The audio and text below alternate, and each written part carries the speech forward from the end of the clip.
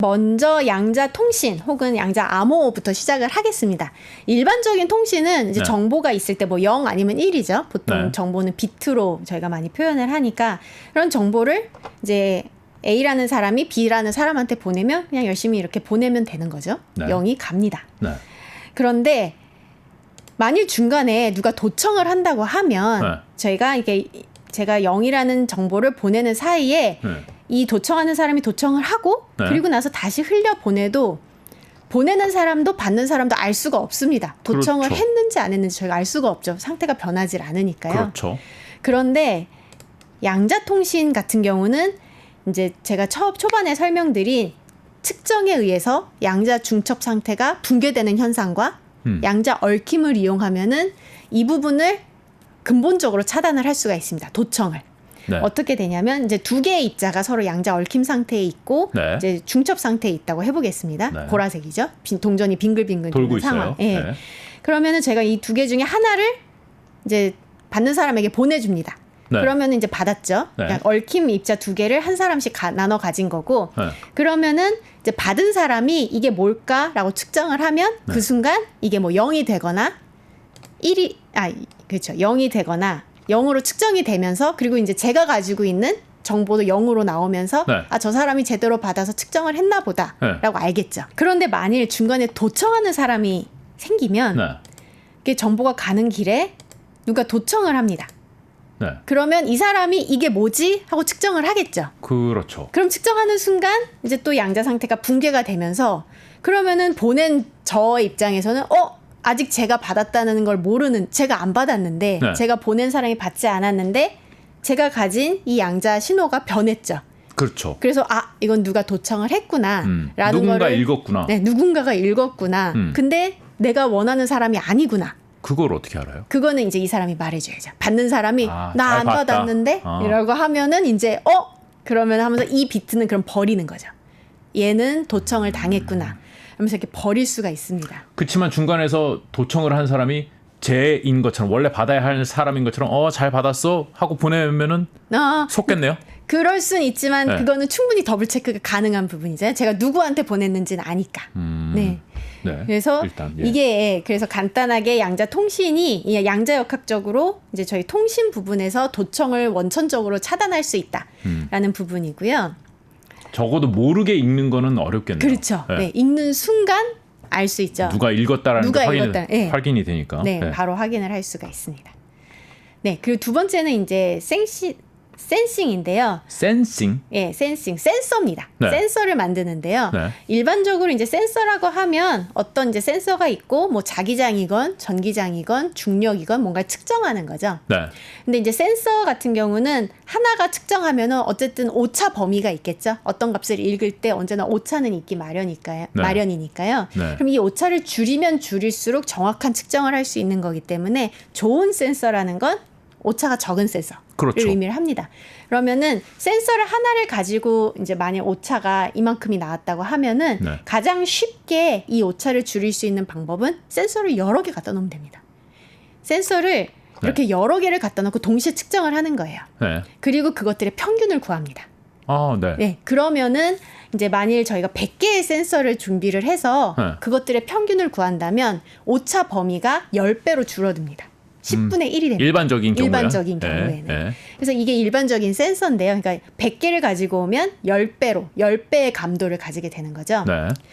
그런데 양자 센서 같은 경우는 양자 센서도 이제 여러 개의 센서를 이용을 해서 감도를 높이는 오차를 줄이는 거를 하는데요. 네. 이 경우에는 여러 개의 센서를 다 양자 얽힘으로 만들어 놓으면 네.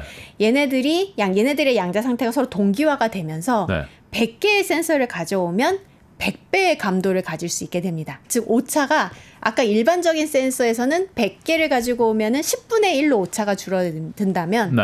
양자 센서 같은 경우는 양자 얽힘을 잘 활용하면 네. 이론적으로는 100분의 1로 오차를 줄여줄 수가 있습니다. 훨씬 더 정밀해진다. 네, 훨씬 더 정밀해집니다. 제가 여기서 어떻게 그렇게 되는지를 설명을 물어봐야 되나요? 아니요, 괜찮습니다. 이거는 좀.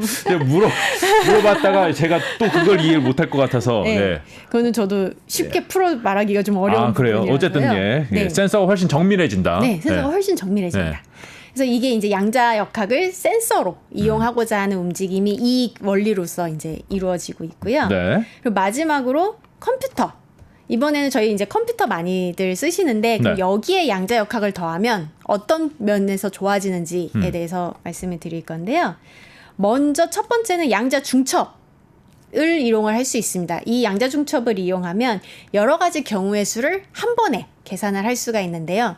예를 들어서 일반 컴퓨터에서 비트가 3개 있다고 하면은 각각의 비트는 0 아니면 1의 값을 가지니까 네. 전부 이제 저희가 가질 수 있는 경우의 수가 8개가 되겠죠. 000, 001, 네. 010 이렇게 해서 1, 2, 2의 3승. 네, 2의 3승. 네. 네. 그래서 8개가 있습니다. 네. 그러면은 이 8가지 경우의 수에 대해서 계산을 하고 싶으면 그냥 정직하게 8번 000 넣어서 계산 돌려보고 001 넣어서 돌려보고 이렇게 8번 계산을 하면 되겠죠. 네. 근데 양자 컴퓨터에서는 아까 양자 중첩이 하나의 그 입자가 0이면서 동시에 1인 이제 성질이 있다고 했잖아요. 양자 네. 중첩. 그럼 이 양자 중첩을 이용을 하면 이 하나, 3개의 입자를 가지고 와서 이 3개의 입자가 전부 양자 중첩 상태를 가지고 있으면 이 하나의 상태가 모든 경우의 수를 포함합니다. 아까 제가 말씀드렸던 8가지의 경우의 수를 하나의 상태로 표현을 할 수가 있죠. 그래요? 네. 0이면서 1이니까요. 하나가. 근데 얽혀 있으니까 얘가 0이 되는 순간 나머지도 다 0이 되고 얘가 1이 되는 순간 다 1이 되니까 010, 101 이거는 안 되지 않아요? 아직은 얽혀 있진 않습니다. 안 얽혀 있고? 네, 안 얽혀 있고 네. 그냥 하나하나를 다 중첩으로 만든 경우. 네. 그 경우에는 다 각각이 0이면서 1이니까 그쵸. 요 하나의 경우에 대해서만 계산을 하면 그 결과가 8가지 경우의 수에 대한 결과를 쫙 저희가 얻어낼 수 있습니다. 잘 솔팅만 하면. 네. 네. 그래서 이렇게 경우의 수, 이게 제가 이제 예시로 3개의 비트만 가져왔으니까 8분의 1의 경우의 수가 됐는데 네. 이게 비트가 많아지면 많아질수록 훨씬 더 드라마틱하게 경우의 수를 줄일 수가 있겠죠. 그러니까 여러 가지 경우의 수를 계산해야 할 때 빠르다. 네, 맞습니다. 네. 이게 이제 첫 번째 강점이고요. 네, 네. 두 번째는 이제 얽힘인데요. 아까 얽힘 잠깐 말씀하셨는데 일반적인 컴퓨터에서는 한 번의 연산으로 하나의 비트 값을 바꿔줄 수가 있습니다. 그래서 보통 이렇게 제가 여기 그림에 0이라는 비트를 12개를 가져왔는데요. 네네. 이 아이들을 예를 들어서 다 1로 바꿔주고 싶다. 네. 라고 하면 그냥 정직하게 하나씩 바꿔서 12번 바꿔주면 됩니다. 네. 네. 그러면은 이제 뭐 간단하죠. 네. 네, 양자역학적으로 생각을 해서 양자 비트, 양자 컴퓨터에서는 이 12개의 비트를 아까 말씀하신 것처럼 얽어줄 수가 있습니다. 네. 얽힌 상태를 만들면 정말 한 번의 연산으로 얘네들을 다 뒤집어 줄 수가 있습니다. 네. 즉 아까 12번 필요했던 작업이 한 번으로 줄어든 거죠. 네. 그래서 이것도 비트의 개수가 늘어나면 늘어날수록 이득이 되겠죠. 네. 네, 그래서 이제 양자 컴퓨터가 특정 계산에서 그 일반적인 컴퓨터보다 훨씬 빠른 연산 속도를 보여줍니다. 아, 그러니까 모든 계산에서 그런 게 아니라 이 특정 계산에서 그런 거군요. 네, 현재로서는 특정 계산입니다. 특히 강한 계산이 있습니다. 그러니까 컴퓨터가 수행하는 작업이 사실 되게 상당히 다양한데요. 네. 그 모든 계산이 양자 컴퓨터가 우위를 가지고 있다라고는 아직까지는 다들 얘기는 하지 않고요. 특정 계산에서 빠른데 그 특정 계산 중에서 유명한 게 암호 해독입니다.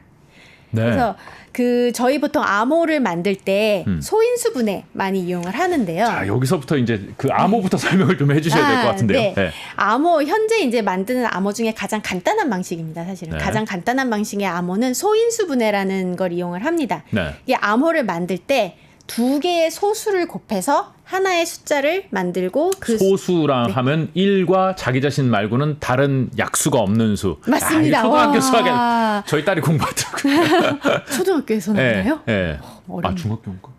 초등학교였던 것 같은데. 네. 네, 맞습니다. 네. 그래서 예를 들어 3 곱하기 5는 15. 네. 여기는 사실 쉬운. 근데 3 곱하기 5가 15라는 건 계산하기 쉽지만 네. 15를 줬을 때 네. 이게 사실 15는 작은 수니까 네. 얘는 3 곱하기 5야라고 저희가 쉽게 알 수 있지만 네. 이게 만일 11 곱하기 13이 얼마인데 네. 그럼 이 얼마를 줬을 때 얘가 바로 11 곱하기 13이다 라고 얘기할 수 있는 사람은 이제 좀씩 줄어들겠죠. 그렇죠. 그것처럼 저희가 큰 소수를 2개를 가지고 와서 네. 그거를 곱해서 나온 숫자를 이용을 해서 암호를 보냅니다. 그래서 이 숫자를 이제 원래 암호를 만든 사람은 이 숫자가 뭐 곱하기 뭔지를 아니까 쉽게 이제 액션을 취해서 원래 정보를 얻을 수 있지만 11 곱하기 13이면 11로 나눠봐 하면은 되니까. 네, 그렇죠. 근데 그걸 모르는 사람은 네. 이 큰 숫자를 보고 얘가 뭐 곱하기 뭘까라고 생각을 했을 때 시간이 오래 걸리는 거죠. 현재 컴퓨터로는 그걸 나누는 게 오래 걸린다는 거죠. 네, 맞습니다. 언젠가는 되겠지만 그래서 예를 들어서 2048비트 정도의 이제 긴 숫자를 가지고 이런 식으로 암호를 만들 경우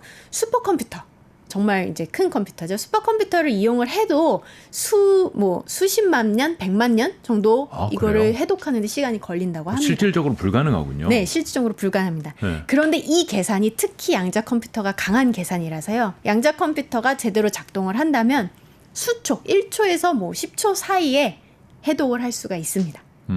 그래서 사실 이 양자 컴퓨터가 큰 이제 관심을 받게 된 이유 중에 하나입니다.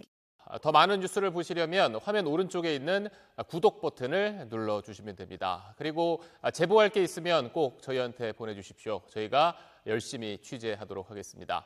항상 SBS 뉴스를 시청해 주셔서 대단히 고맙습니다.